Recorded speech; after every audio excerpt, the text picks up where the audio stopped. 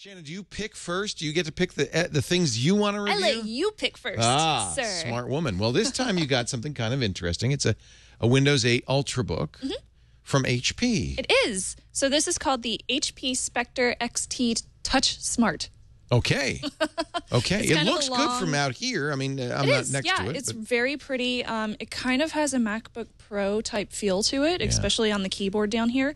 But altogether, the thing is, it's a little bit less. It's $12.99. Well, compare it. This is a $12.99 MacBook Air. So that's the MacBook Air. So it's rough. It does look very similar, doesn't it? It does. Yeah, it's got the black keyboard and everything, and it's the same chiclet style. But I liked some parts of it, and I didn't like other parts of it, unfortunately. So I'll go ahead and start with the design of the product. Okay.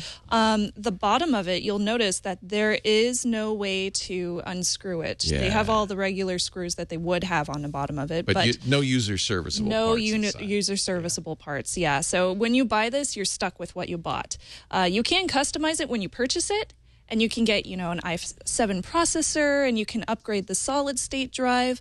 But it just comes with a 500 gigabyte hard drive, and it has a 32 meg SSD just for caching.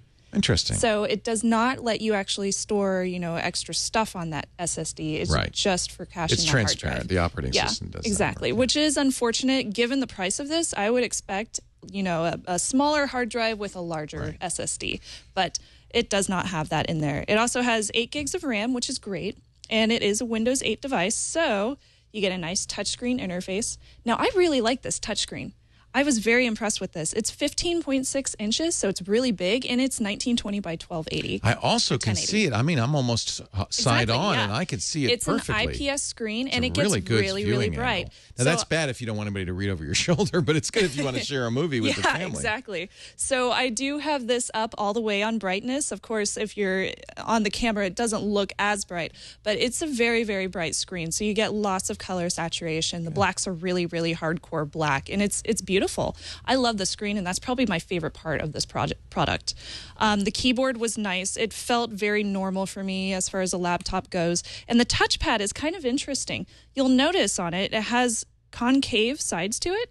So it's very easy to move your hands across it and to get to the charms bar. Like a little gutter around it. Yeah, it's got a gutter. It's so strange, but I really liked it. It was very interesting for me to work with. It also includes Beats audio up here. And the speakers look nice and big. There's that's the grill right there. They're just slightly turned up towards you. So when you listen to things, it's nice and loud. So if I go up here and I actually prefer to use the desktop on here. So let me go back to my desktop. So I'll bring up twit.tv, and I'll give you a little bit of an example of how it sounds on here, because it is pretty good. It gets very loud.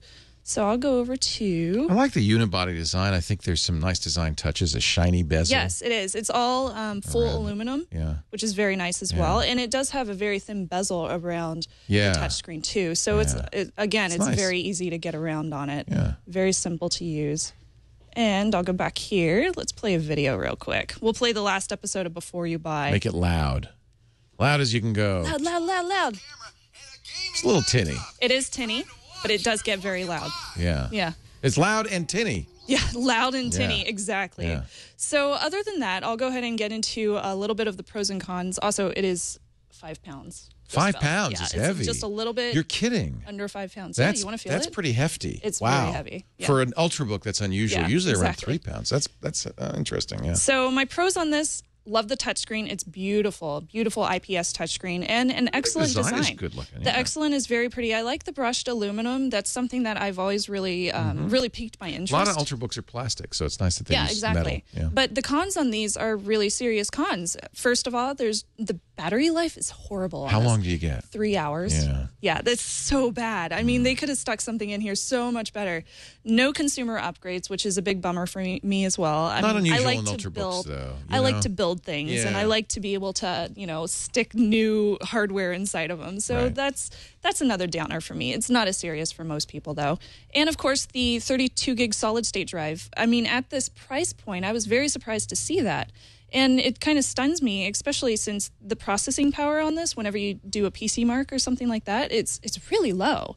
Is that an i5 you've got? It's an i7. That's an i7? Third generation. It's still third, not fourth, not Haswell. Exactly, yeah. You might get better battery life if they do a Haswell version. Yes. So I'm looking forward to the next generations of this. Yeah. I hope that they do come out with the next generation because I would definitely like to give it a try. One thing HP I think the performance would be better. One thing HP is not known for is the cleanliness of its installs. They usually have a lot of extra stuff on Yeah, there is a lot of bloatware on here.